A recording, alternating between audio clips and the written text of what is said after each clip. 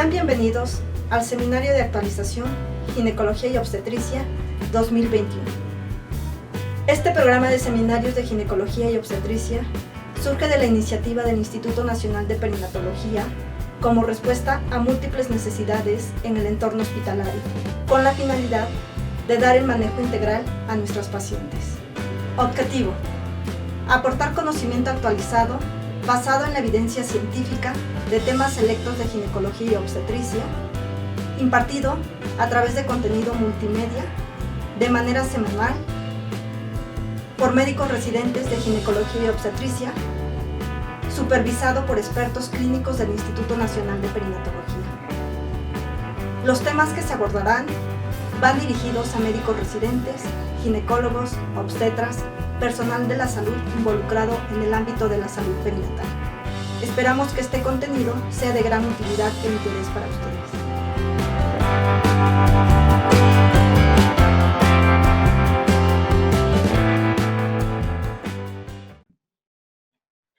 Buenas tardes, mi nombre es Ana Gabriela Espinosa Reyes, soy residente del segundo año de Ginecología y Obstetricia del Instituto Nacional de Perinatología y esta tarde daré la clase de embarazo y COVID-19. La clase fue coordinada por la doctora Mariana Flores Fernández, residente del tercer año de Ginecología y Obstetricia, y asesorada por la doctora Adi Cecilia Alguera Repeto, jefa del Departamento de Inmunobioquímica, el doctor Víctor Hugo Ramírez Antés, jefe del Departamento de Obstetricia, y la doctora Rosa Gabriela Randes Cruz, jefa del Departamento de Fomento y Herramientas Educativas. Dentro de esta clase abordaremos el siguiente contenido: introducción de la enfermedad, epidemiología mundial, nacional y del instituto, factores de riesgo, fisiopatología, el papel de la placenta y COVID-19, la presentación clínica de la enfermedad, los desenlaces perinatales, diagnóstico, el manejo médico, resolución del embarazo, puerperio y estrategias de prevención.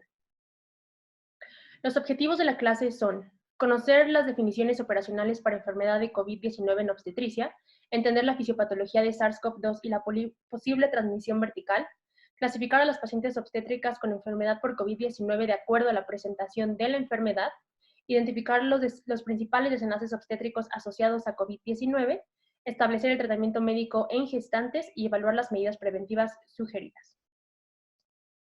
Iniciando con la presentación, sabemos que el síndrome respiratorio agudo grave tipo 2, o también conocido como SARS-CoV-2, es un virus que pertenece a la subfamilia de los beta-coronavirus, a la cual también pertenece el SARS-CoV y el MERS-CoV.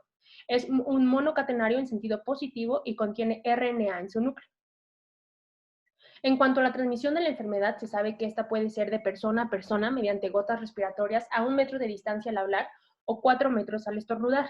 Mediante el contacto de superficies contaminadas es que también se puede dar la transmisión, ya que el virus puede permanecer en las superficies de 48 a 72 horas.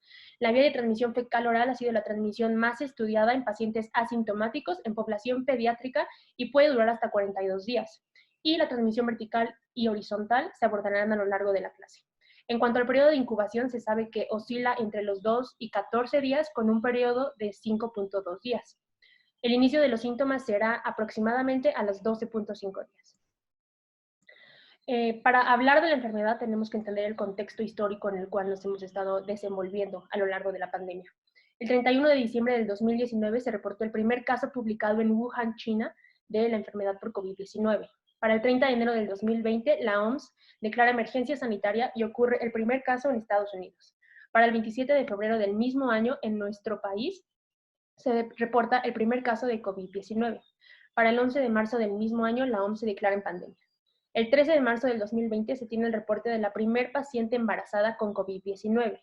Y es hasta el 8 de diciembre del 2020 que se logra la vacunación de la primera persona contra dicha enfermedad. El 5 de marzo del 2021 se tienen reportes del primer bebé en nuestro país que nació con anticuerpos anti-IgG para SARS-CoV-2 asociados a la vacunación en su madre. Hablando de las definiciones operacionales, en la población general sabemos que un caso sospechoso será aquella persona de cualquier edad que en los últimos 10 días haya presentado al menos uno de los siguientes signos y síntomas: tos, diarrea, fiebre o cefalea, acompañado de al menos uno de los siguientes que se encuentran enlistados. Un caso confirmado será aquel que cumpla con la definición operacional de caso sospechoso y aunado a ello presente una PCR positiva para la enfermedad. En cuanto a las definiciones en obstetricia, sabemos que una paciente sintomática será aquella que tenga y que cuente con una PCR positiva de una muestra nasofaringea, nasal o lavado broncoalveolar, se tomará como un caso confirmado. Aquella como un caso posible será la paciente que tiene el cuadro clínico de la enfermedad, pero no cuenta con una PCR. Un caso poco probable será la paciente que no cuenta con una detección por PCR del virus, pero no existe otra causa que pueda asociarse a la sintomatología respiratoria que tiene. Y un caso de no infección será aquella que tiene una prueba de PCR negativa para SARS-CoV-2. Una paciente asintomática y que tenga el antecedente de contacto con paciente confirmado por infección por SARS-CoV-2 será reconocida como un caso confirmado cuando se tiene la detección del virus por PCR. Un caso poco probable será aquella que cuenta con una PCR negativa y una paciente no infectada será aquella que cuenta con 2 PCRs consecutivas negativas. Hablando de las definiciones operacionales en neonatología, de acuerdo a los lineamientos del Instituto Nacional de Perinatología, reconoceremos como un caso sospechoso en paciente neonatal cuando se tiene un recién nacido asintomático o con enfermedad respiratoria aguda, leve o grave que presente fiebre o tos con alguno de los dos siguientes escenarios. Ser hijo de madre con enfermedad confirmada o sospechada desde 14 días antes, al momento del nacimiento o en los primeros 28 días, o haber estado en contacto con COVID-19 durante los primeros 28 días de vida extrauterina. Un caso confirmado será aquel neonato que cuenta con la definición operacional del caso sospechoso y tiene una PCR positiva. Iniciando con la epidemiología, en el mundo, para abril del 2021, se tienen reportados aproximadamente 132 millones de casos, con un promedio de defunciones que oscila a 3 millones.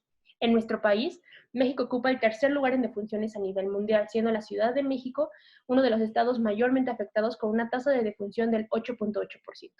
De acuerdo a los últimos reportes del INEGI, el COVID-19 es la tercera causa de muerte en la población femenina. Hablando de la epidemiología en pacientes obstétricas, de acuerdo a un reporte de la CDC, se sabe que de las pacientes obstétricas con enfermedad por COVID-19, el 27% requerirán manejo hospitalario, 4% requerirán manejo en unidad de cuidados intensivos y el 2% ventilación mecánica invasiva. El 0.4% requerirá oxigenación mediante membrana extracorpórea, confiriéndole una mortalidad para esta población del 0.17%. En nuestro país, de acuerdo a la Semana Epidemiológica número 13, se sabe que el COVID-19 y la probable enfermedad por COVID-19 son la primera causa de defunción materna. De acuerdo a reportes de la Organización Panamericana de la Salud, México se encuentra entre los 3 principales países afectados por COVID-19 en cuanto a defunciones maternas, con un total de 2.7% asociados a dicha enfermedad. Se han identificado 2 momentos en los cuales ocurren en mayor frecuencia las defunciones maternas, que son el tercer trimestre y el puerperio, alcanzando una mortalidad de 9.8 defunciones por cada 100,000 recién nacidos vivos. De este 2.7% de la población materna que ha fallecido a causa de COVID-19, el 17.9% tenía obesidad, 10.4% diabetes y 7.6% hipertensión. Contextualizando la epidemiología del Instituto Nacional de Perinatología, reportó que el inicio para el tamizaje obstétrico por COVID-19 comenzó en abril del 2020, con 3.507 pacientes ingresadas, de las cuales 1.011 tuvieron una prueba positiva para SARS-CoV-2. De abril del 2020 a marzo del 2021, el 28.8% de nuestros pacientes tuvieron una prueba positiva. Y se vio que dentro de las comorbilidades que compartían estas pacientes tenían hipertensión gestacional y estadísticamente significativa en todas ellas. De acuerdo a los momentos en los que fue reportada la enfermedad por COVID-19, sabemos que en el primer y segundo trimestre osciló en un 28.5%. En el tercer trimestre, el 27.2% de nuestras pacientes tuvo una PCR positiva para COVID-19 y a la resolución del embarazo, aquellas pacientes que ingresaron al instituto para cesárea o parto, tenían una prueba positiva del 28.9%. En cuanto a los factores de riesgo que se han identificado en las pacientes obstétricas para contraer COVID-19, se sabe que los estados hipertensivos les confieren hasta 2 veces mayor riesgo. La diabetes pregestacional y la obesidad casi 2 veces mayor riesgo, y la edad materna de riesgo, entendida como la edad por arriba de los 35 años, les conferirá un 78% de riesgo para presentar COVID-19. Este estudio que se realizó en el Instituto Nacional de Perinatología tuvo como objetivo describir y evaluar las características clínicas y factores de riesgo de la infección por SARS-CoV-2 en pacientes obstétricas. Dentro de nuestra población de 1.880 pacientes, se encontró que las comorbilidades previamente descritas también se presentaban. Sin embargo, en nuestra población fue estadísticamente significativa la presencia de hipotiroidismo. Partiendo con la fisiopatología, para poder entender la enfermedad tenemos que entender la estructura del virus. Sabemos que el SARS-CoV-2 se encuentra conformado por 3 proteínas, la proteína S, la proteína E y la proteína N. Gracias a la proteína S es que se logra la fusión del SARS-CoV-2 con la célula huésped mediante un receptor llamado enzima convertidora de angiotensina tipo 2 o por sus siglas en inglés AC2. Una vez que la proteína S se ha unido a este receptor en la célula huésped, mediante endocitosis ingresará al citoplasma celular. Ya que se encuentra dentro de la célula, gracias a los organelos logrará la replicación del RNA mediante los ribosomas y posteriormente mediante el retículo endoplásmico, logrando su maduración a partir del aparato de Golgi.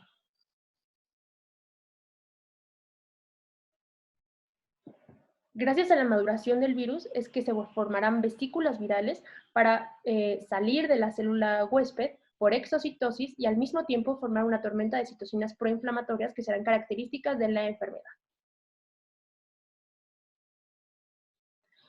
Por otra parte, podemos entender la fisiopatología mediante el sistema renina-angiotensina-aldosterona. Como recordaremos, gracias a este sistema podemos regular la presión arterial. Mediante la angiotensina tipo 2, que promueve la retención de sodio, es un vasoconstrictor y promueve la trombosis microvascular. Y por otra parte tenemos la angiotensina tipo 1, que actúa como un vasodilatador, un antiinflamatorio y disminuye el riesgo de trombosis. Mediante la regulación de este sistema es que nosotros logramos entonces la regulación de distintas funciones del organismo.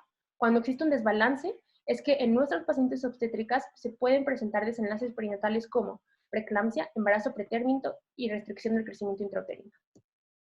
Entonces, sabemos que en el embarazo existe un aumento temprano de todos los componentes del sistema renina-angiotensina-aldosterona mediados por el receptor AC2. Niveles elevados de angiotensina tipo 1 generarán una respuesta vasodilatadora. Cuando existe infección por SARS-CoV-2 en nuestras pacientes obstétricas, este se unirá al receptor AC2 y provocará una regulación a la baja. Aumentará la angiotensina tipo 2 en relación a la disminución de la angiotensina tipo 1 y esto se ha visto que es un mecanismo que comparte con la preeclampsia, generando entonces disfunción endotelial, activación del complemento y alteraciones de la coagulación. En cuanto a la distribución del AC2, que como ya vimos es el principal receptor descrito para la fisiopatología de SARS-CoV-2, podemos ver en esta imagen todos los órganos y sistemas en los cuales se encuentra presente. Sin embargo, por fines de esta clase únicamente abordaremos la placenta. La expresión del AC2 en la unidad fetoplacentaria se ha descrito dentro del sinsitio trofoblasto, el citotrofoblasto, células endoteliales, vellosidades coriales primarias y vellosidades coriales secundarias. En cuanto a los hallazgos más frecuentes de las placentas de pacientes con enfermedad por COVID-19, se encuentra descrita la malperfusión vascular, la intervellositis histiocítica, la infiltración masiva de macrófagos y también se ha visto la piroptosis, que es el principal mecanismo de muerte celular programada no apoptóica en el SARS-CoV-2, que generará vacuolas e hinchamiento de las células mediante la replicación del trofoblasto y el virus. En los neonatos que tienen una prueba PCR positiva para SARS-CoV-2, se ha visto además que existe intervellositis crónica con presencia de macrófagos o células de Kauper. Este estudio, que tuvo como objetivo demostrar la presencia de AC2 y en la proteína transmembrana de serina tipo 2, que es otro receptor descrito para la fisiopatología de SARS-CoV-2, querían demostrar su presencia en el tejido placentario en aquellas pacientes que tuvieran diagnóstico de SARS-CoV-2. En cuanto a la metodología, se estudiaron 19 placentas de pacientes con COVID-19, en las que además se iba a estudiar la expresión del RNA viral y de las proteínas previamente mencionadas. Mediante inmunohistoquímica se iban a estudiar los receptores y cofactores virales. El grupo control fueron placentas de neonatos que tuvieron un registro cardiotocográfico no tranquilizador a la resolución. Dentro de los resultados obstétricos se vio que 5 de estas pacientes tuvieron un cuadro clínico severo, una paciente requirió ventilación mecánica invasiva El 60% de nuestros pacientes tuvieron una resolución mediante cesárea por indicación fetal y únicamente un neonato tuvo una PCR positiva para SARS-CoV-2. Dentro de los resultados se vio entonces que el AC2 tenía un aumento de la expresión en el trofoblasto placentario y en el sincitio trofoblasto. Sin embargo, hubo una disminución del receptor de transmembrana proteína serina 2 en las vellosidades coreales con una distribución irregular. En esta imagen podemos ver a manera de señalización mediante las flechas dónde fue la expresión del AC2 y del TMPRSS2, como ya vimos, que es otro receptor para el SARS-CoV-2, y la expresión viral mediante hibridación in situ. Por lo que este estudio concluye que ante la presencia de los receptores de SARS-CoV-2 en el tejido placentario, se puede demostrar la posibilidad de la transmisión vertical en el feto para la enfermedad. Sin embargo, aún se desconoce si puede o no conferir una infección congénita.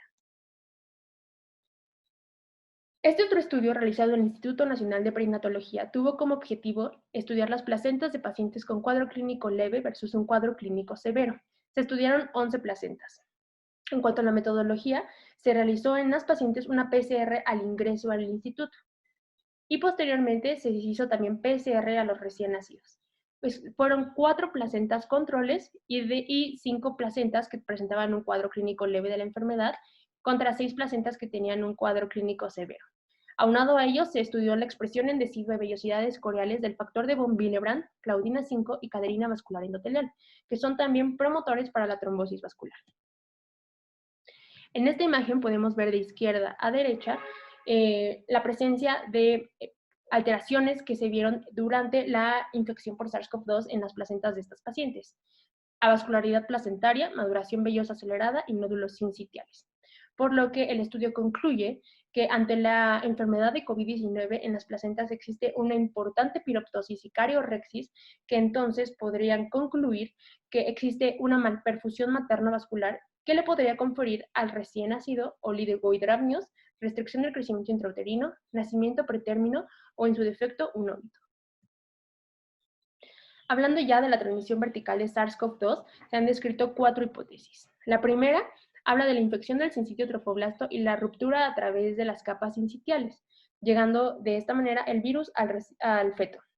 La segunda hipótesis habla de la circulación materna, ya que comentan que el SARS-CoV-2 podría estar presente en el torrente sanguíneo y de esta manera invadir el trofoblasto extravelloso llegando al feto.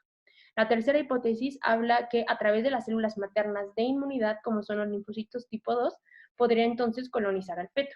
Y la cuarta habla de la infección ascendente, ya que se ha visto PCR positiva mediante hisopado vaginal en aquellas pacientes que cuentan con una PCR de una muestra nasofaringea. Iniciando con la presentación clínica de la enfermedad en la paciente obstétrica con enfermedad por COVID-19, sabemos que el cuadro clínico se ha descrito principalmente como individualizado en infección temprana, fase pulmonar y fase de hiperinflamación. Es importante que recordemos que a pesar de que son pacientes obstétricas, no es nuestra responsabilidad realizar una escala de predicción de mortalidad y gravedad de neumonía, como es el CURB-65. También podemos usar el QuickSOFA, que nos ayudará a determinar si la paciente requerirá o no manejo intrahospitalario en la unidad de cuidados intensivos. Sin olvidar los datos de alarma obstétrica, ya que nuestros pacientes pueden contar con otras comorbilidades. Entonces, dentro de la literatura se ha descrito que el 80% de las pacientes obstétricas tendrán un cuadro clínico asintomático. 15% podrán presentar una neumonía leve, moderada o severa y únicamente el 5% presentará un cuadro clínico crítico. De acuerdo a el Clínic de Barcelona, se han descrito distintas categorías de la enfermedad de COVID-19 en pacientes obstétricas. El cuadro clínico leve es aquel en el que la paciente va a tener únicamente síntomas de la vía respiratoria alta. El cuadro moderado será cuando la paciente ya cuenta con hallazgos radiológicos, como es el infiltrado intersticial y un CURB-65 por arriba de 1. Un cuadro clínico severo será aquel en el que la paciente presenta una neumonía grave más la falla orgánica de mayor más o un órgano, asociada a una disminución en la saturación de oxígeno por abajo del 92% o una frecuencia respiratoria por arriba de 30 respiraciones por minuto. Contextualizando un poco más en cuanto a los síntomas del SARS-CoV-2 en las pacientes obstétricas, se ha descrito también que el 50% de nuestros pacientes presentarán fatiga, aproximadamente el 20% fiebre y disnea, junto con mialgias, que son de importante traducción clínica. El 50% también presentará tos y en un 6.5% las pacientes presentarán diarrea.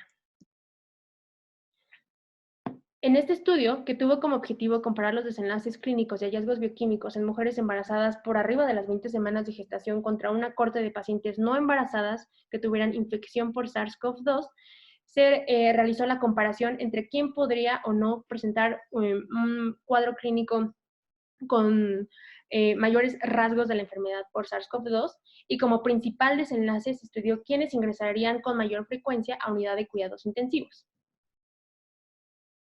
Podemos ver en esta tabla, entonces, que nuestro grupo control, que son las pacientes no embarazadas, contra nuestro grupo de casos, que son las pacientes embarazadas, en cuanto a las pacientes control, fueron ellas quienes tuvieron una prevalencia de los síntomas respiratorios, asociado a fatiga y mialgias, dolor de cabeza, una dermatosis generalizada y dolor precordial. Aunado a ello, fue este grupo quien presentó mayores alteraciones bioquímicas asociadas a trastornos de las enzimas hepáticas. Sin embargo, fue nuestro grupo de casos, que son las pacientes embarazadas, quienes presentaron el principal resultado a estudiar, que era el ingreso a unidad de cuidados intensivos. Y las pacientes que no ingresaron a unidad de cuidados intensivos, a su vez, requirieron en mayor proporción suplementación de oxígeno. Por lo que este estudio concluye que el grupo control presentó más síntomas en comparación con el grupo de casos. Sin embargo, las pacientes embarazadas presentan mayor tasa de ingreso a unidad de terapia intensiva y requerirán oxígeno suplementario a mayor medida. En cuanto a los desenlaces perinatales, sabemos que el COVID-19 le conferirá a nuestra paciente 20 veces mayor riesgo de un embarazo pretérmino, 15 veces mayor riesgo de presentar preeclampsia y hasta el doble de riesgo de restricción del crecimiento intrauterino. En esta diapositiva, en la que comparamos el cuadro clínico leve versus el cuadro clínico severo, se ha visto que nuestras pacientes hispanas presentan en un 57.1% mayor cuadro clínico severo. Asociado a ello, presentan 3 veces mayor riesgo de un embarazo pretérmino y preeclampsia y hasta casi 2 veces mayor riesgo de presentar una resolución vía abdominal asociado al cuadro clínico. De acuerdo al American Journal of Obstetrics and Gynecology, realizó este estudio en el que pretende evaluar las características clínicas y los desenlaces perinatales presentados en gestantes con COVID-19. Fue un estudio retrospectivo que tuvo como muestra estudiar a 54 pacientes embarazadas que tuvieron una infección confirmada o sospechada. En cuanto a los resultados, se vio que 38 de estas pacientes tuvo un cuadro confirmado para COVID-19 y de ellas el 44.4% tuvo linfopenia, 40.7% elevación de la proteína C reactiva y el 20.4% alteraciones de las enzimas hepáticas. De los pacientes con enfermedad por COVID-19, el 24.1% requirió soporte ventilatorio. De ellas, 23.1% requirieron ventilación mecánica invasiva en el posparto y fueron ellas quienes compartían estas comorbilidades: edad materna de riesgo, obesidad grado 3, hipertensión gestacional y diabetes gestacional. Y únicamente una mujer requirió ECMO. Aunado a ello, se presentaron 10 embarazos pretérmino, 5 por abajo de las 37 semanas, 3 por abajo de las 32 semanas y 2 por abajo de las 28 semanas. De estos bebés pretérmino, se vio que casi el 20% requirió unidad de cuidados intensivos neonatales o, en su defecto, intubación endotraqueal o CPAP. Por lo que el estudio concluye que ante el COVID-19 se asocia a hipoxemia, falla respiratoria aguda y embarazos pretérmino. Y las comorbilidades obstétricas que se han asociado en mayores tasas de morbilidad materna son la edad materna de riesgo, sobrepeso u obesidad y la presencia de hipertensión gestacional. Este estudio, que tuvo como objetivo identificar los hallazgos clínicos, ultrasonográficos y bioquímicos relacionados con preeclampsia en gestantes con diagnóstico por COVID-19, fue un estudio prospectivo y observacional que tuvo dentro de los criterios de inclusión pacientes embarazadas con un embarazo único por arriba de las 20 semanas de gestación y que aunado a ello tuvieron infección por SARS-CoV-2. Tuvo una muestra de 42 pacientes en las cuales se dividieron en cuanto a cuadro clínico leve y cuadro clínico severo. Y dentro del estudio pretendían entonces estudiar las diferencias entre preeclampsia y preeclampsia-like asociado a la enfermedad por COVID-19. En esta tabla entonces podemos ver los resultados. El 11.9% de nuestras gestantes presentó un cuadro clínico severo. De ellas, el 62.5% presentó preeclampsia, 75% proteinuria y disminución de plaquetas.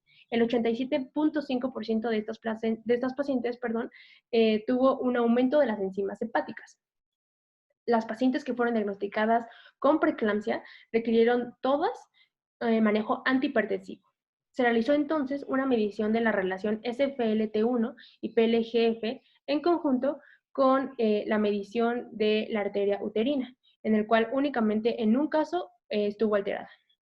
Una vez que se resolvió el embarazo, durante el puerperio, ninguna de estas pacientes requirió manejo antihipertensivo. Y la única paciente que continuó el embarazo y presentó una resolución de COVID-19 a lo largo del embarazo, se vio que una vez que remitió el cuadro clínico de COVID-19, también desapareció la preeclampsia.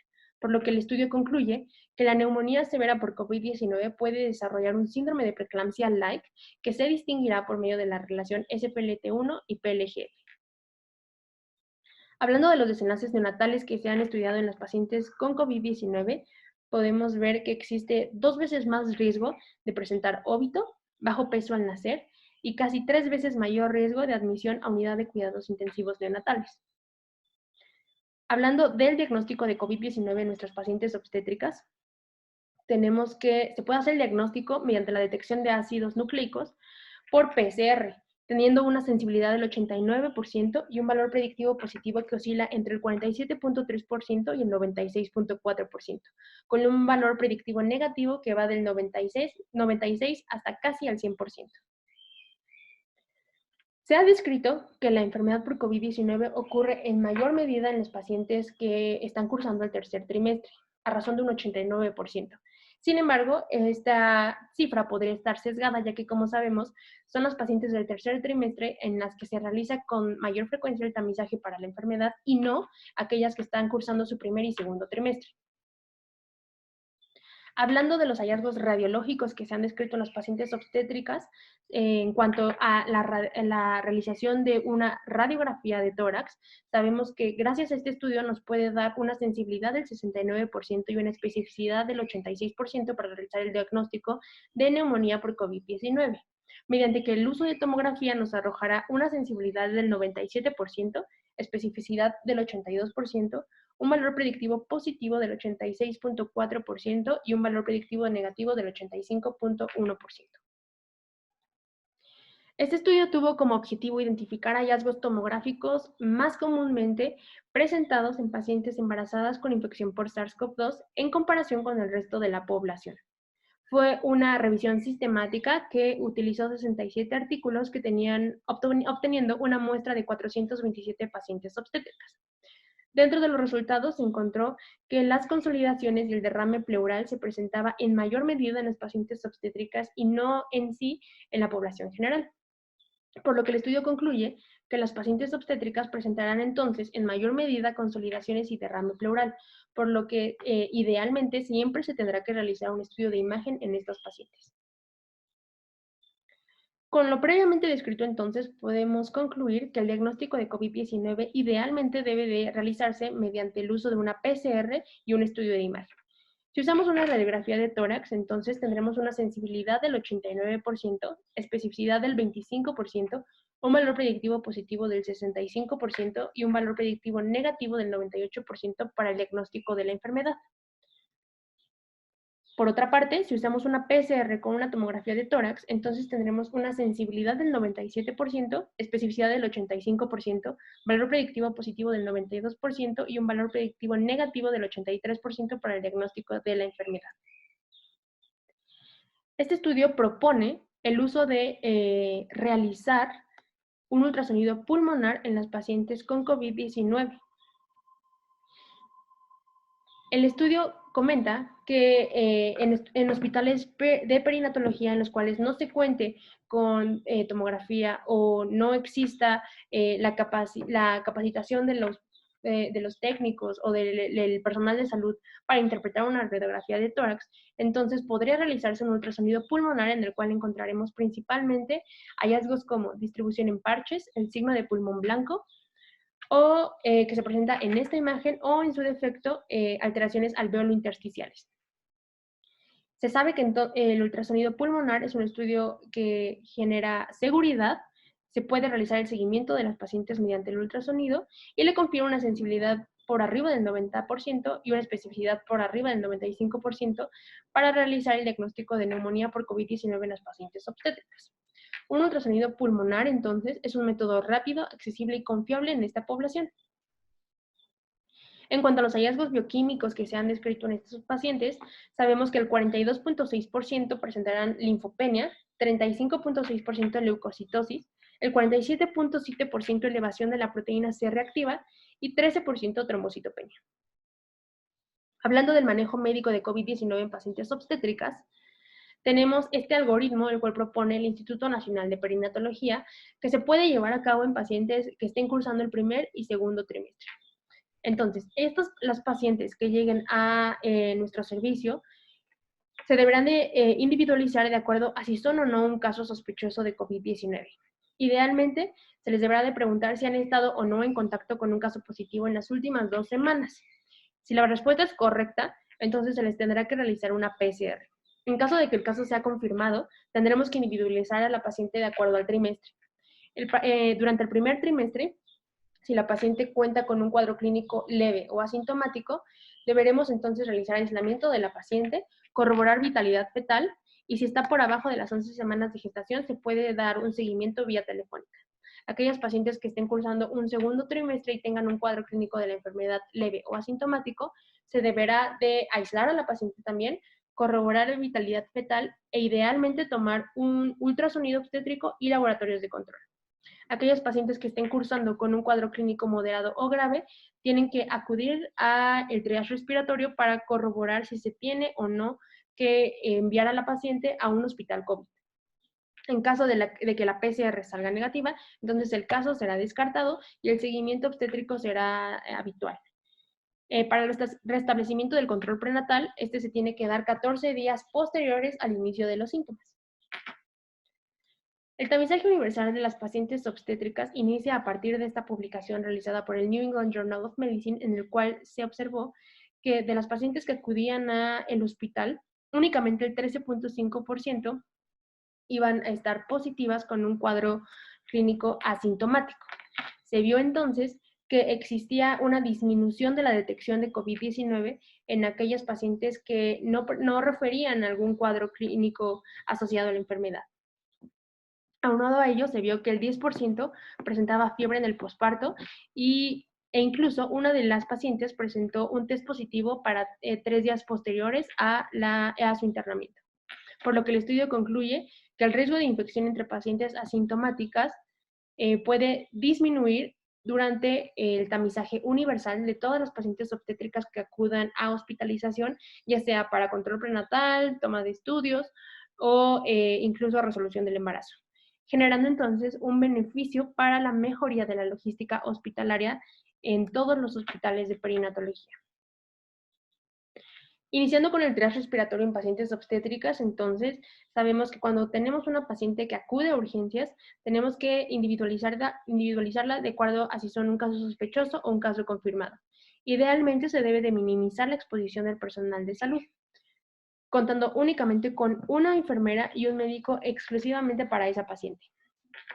Se deberá también de realizar una historia clínica, exploración física, generando mayor interés en la presión arterial de la paciente, la temperatura, saturación de oxígeno y la frecuencia respiratoria.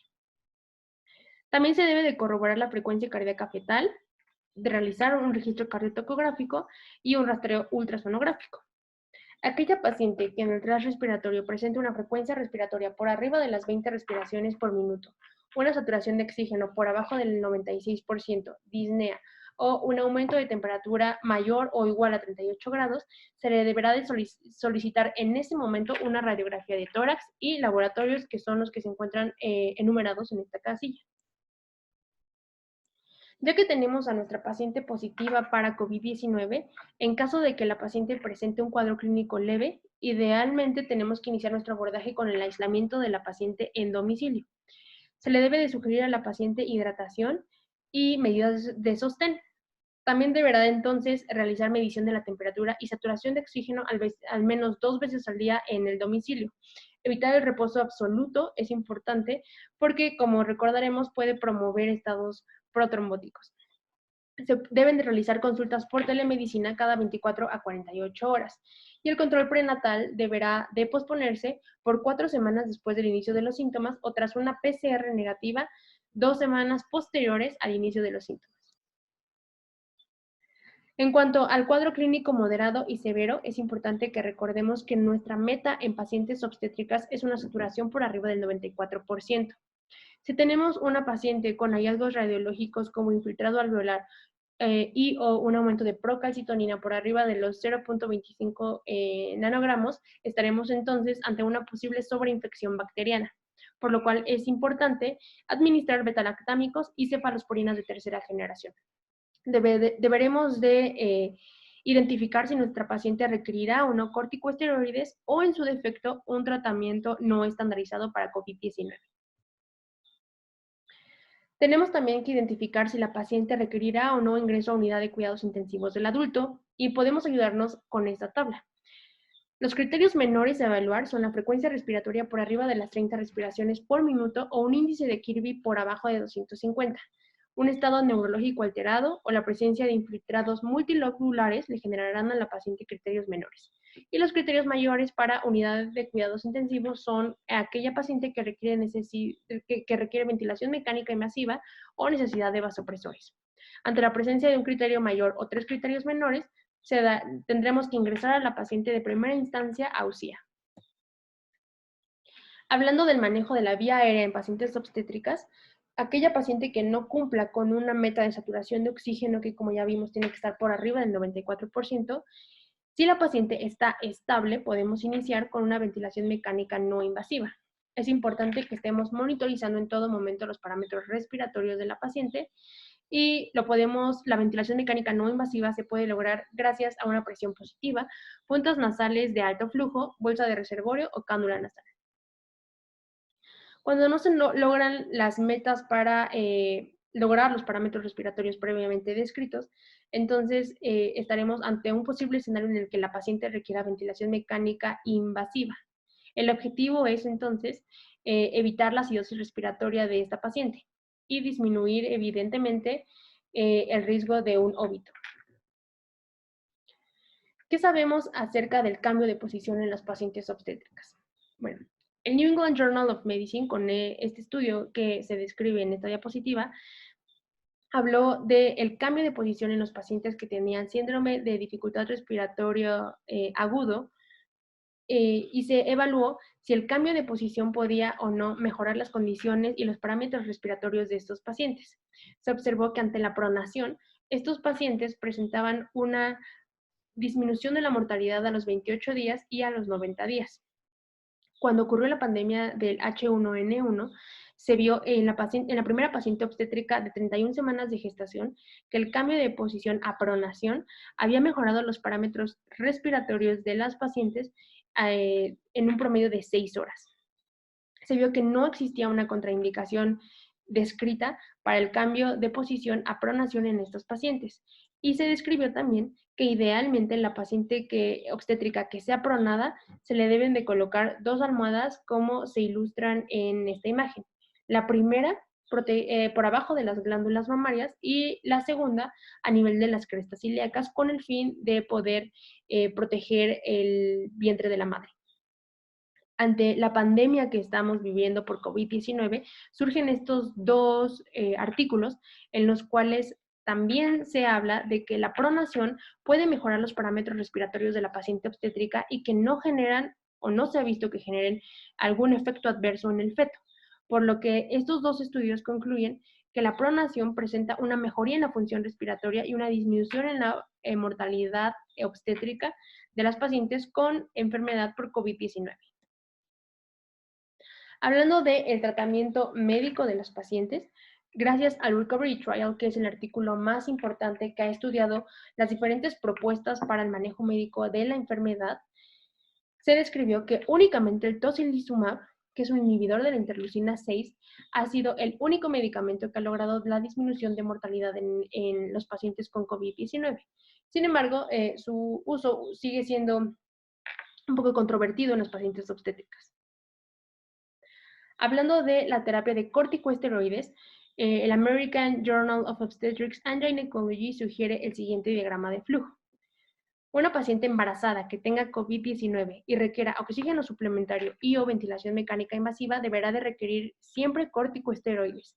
Sin embargo, debemos de hacernos la primera pregunta. ¿La paciente requiere o no maduradores pulmonares?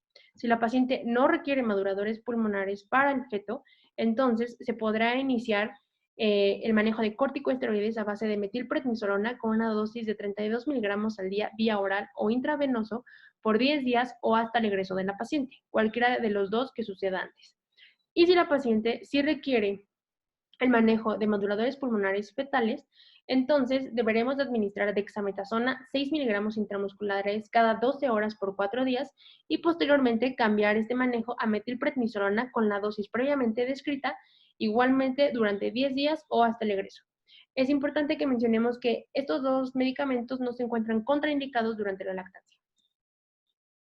Hablando de la tromboprofilaxis para los pacientes obstétricas con COVID-19, tenemos idealmente primero que estandarizar a nuestra paciente de acuerdo a los factores de riesgo que presenta para trombosis. Aquella paciente que presenta menos de 4 factores de riesgo trombóticos se podrá administrar heparina de bajo peso molecular a dosis profilácticas al ingreso y 30 días al egreso de la paciente. En casos leves de enfermedad, que no hayan requerido manejo hospitalario, este medicamento se puede administrar únicamente por 10 días. Si la paciente presenta más de 4 factores de riesgo trombótico, entonces se deberá de administrar heparina de bajo peso molecular al ingreso y durante las 6 semanas posparto.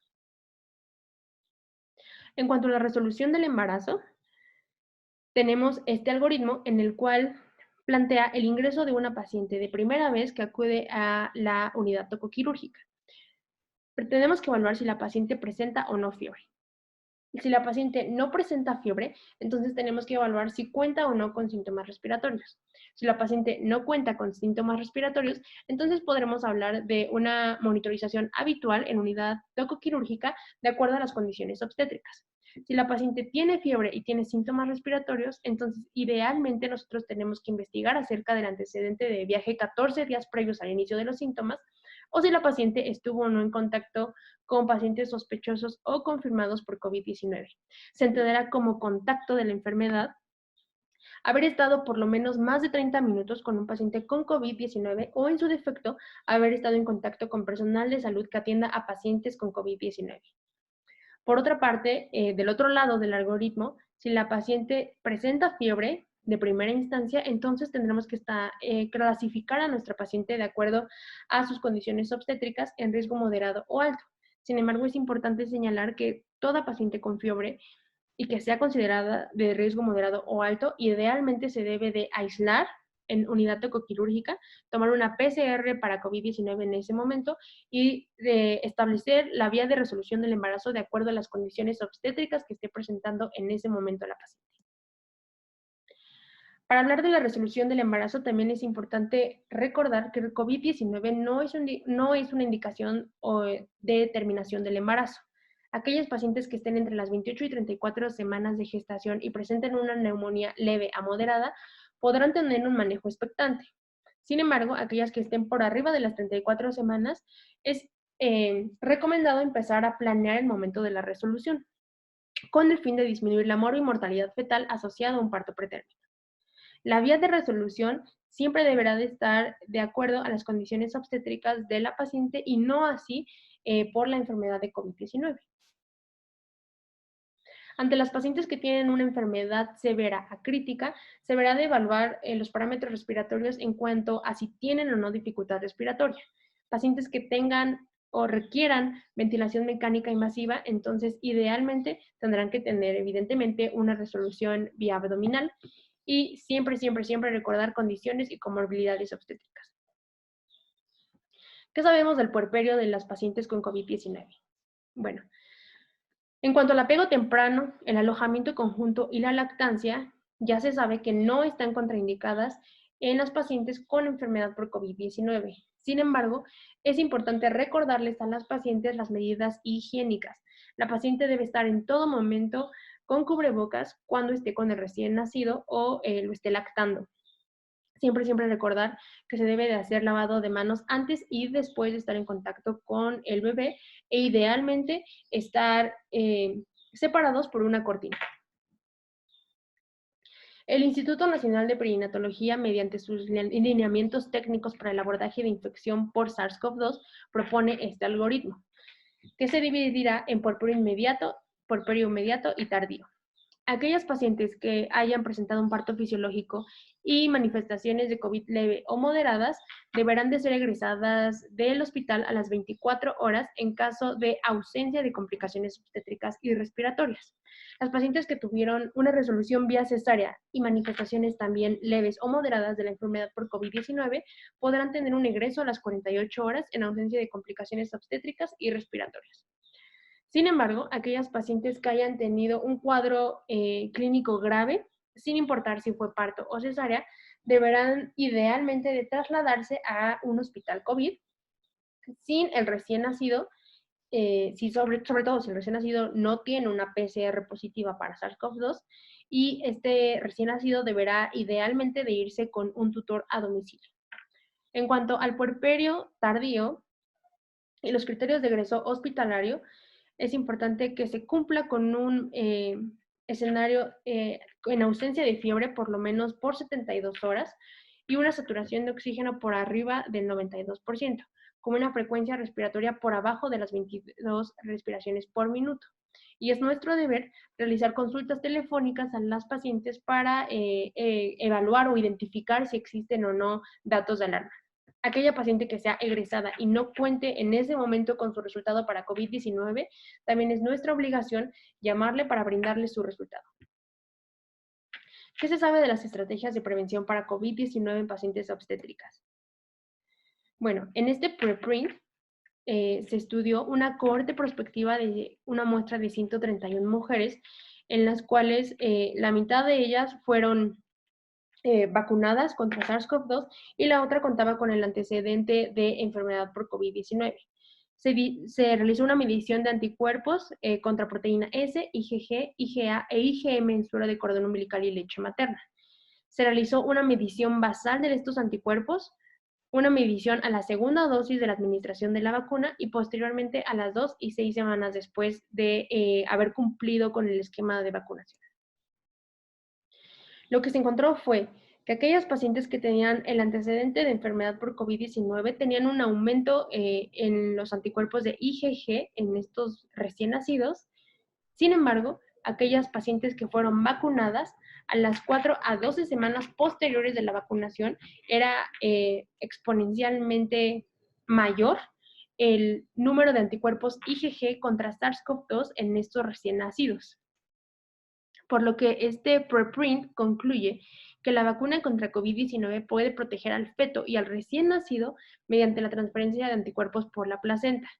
Y durante la gestación, la vacuna se ha visto genera mayor protección al recién nacido que a la enfermedad. ¿Cuál es el panorama de nuestro país en cuanto a la vacunación contra COVID-19?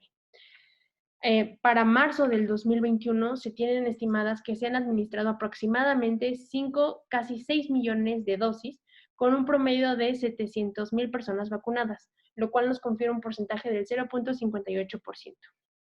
El 5 de marzo del 2021, como vimos al inicio de nuestra presentación, se reportó el primer caso de un recién nacido con IgGs contra SARS-CoV-2 asociados a la vacunación de su madre a las 32 y a las 37 semanas de gestación. Ni la mamá ni el recién nacido tuvieron efectos adversos a la aplicación de la vacuna, por lo que se concluye que la vacunación podría ser segura en estas pacientes y que la población obstétrica entonces podría o debería ser considerada para la vacunación contra COVID-19. ¿Cuáles son las conclusiones de la clase? Bueno, aún no existen guías definitivas específicas para hablar del COVID-19 en el embarazo. Las principales comorbilidades que se han visto que comparten las pacientes obstétricas con un cuadro clínico severo asociado a COVID-19 son estados hipertensivos, obesidad, edad materna de riesgo y diabetes. De acuerdo a los últimos artículos, la transmisión vertical por COVID-19 existe, sin embargo, aún no se sabe a ciencia cierta si se puede o no conferir riesgo de infección congénita.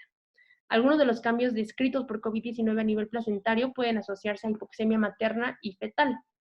Igual que el resto de la población general, no existe un consenso acerca del tratamiento médico que debe administrarse en las gestantes. El alojamiento conjunto, el apego temprano y la lactancia no están contraindicados y hasta el momento la vacunación en el embarazo no ha registrado efectos adversos. Sin embargo, los resultados definitivos deberán de ser evaluados a largo plazo. Muchas gracias.